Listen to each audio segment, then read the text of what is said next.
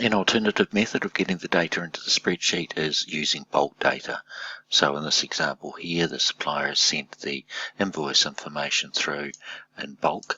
So we're able to copy the values into the worksheet. Just bear in mind that the columns need to be aligned with the bulk worksheet to process from here. So what we do is quite simply copy the values into the spreadsheet, as you can see here. So all those columns are aligning, and then from there we can do the upload process on all. You'll see the default fields are populating, and the validation process is complete. It's now doing the upload process, or the creation process in Oracle. And as you can see, the process is now complete. So those invoices are now created in Oracle, as you can see by the accept status.